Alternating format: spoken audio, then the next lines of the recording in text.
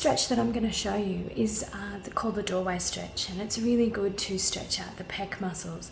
What we're trying to do whenever we do a stretch is take each end of the muscle, so the beginning and the end, and take them away from each other so that we can teach the muscle to lengthen so that it can work at its optimal in a contract and relaxed position.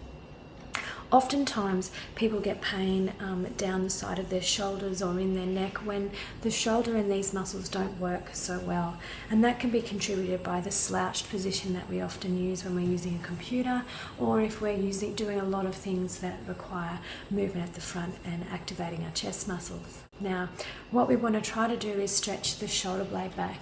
We have our shoulder blade on the back, so if you pretend that my hand is a shoulder blade, it's actually shaped with a hard plate on the back, and it has a small knob that comes through underneath our collarbone. And it's at this point that two main parts of the muscle attach on to the sternum. So we're actually trying to stretch that. If it becomes tight, the whole shoulder will tighten in. So the best way to do that is there's three positions. Placing our arm in this position, so the elbow and the forearm are behind the wall, and taking a step forward.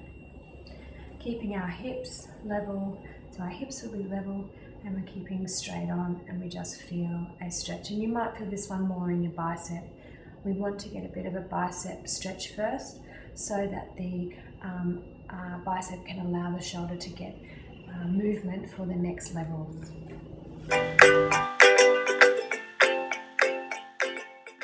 Placing the arm, the forearm behind the door jamb, elbow in line with the shoulder, taking a step forward. And this is stretching the lower fibers. So we just want to stay there for a few breaths. No straining, looking straight ahead. Again, hips are level with the shoulders.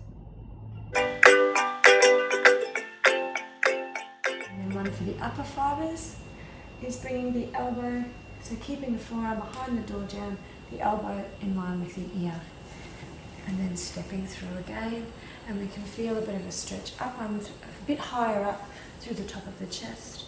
I'm going to hold there for about 10 seconds or 2 or 3 breaths,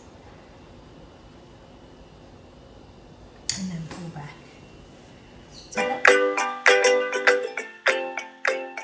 that one is the doorway stretch, and if you're an office worker or you use your chest muscles a lot, that's a great one to do regularly throughout the day or every time you go through a doorway.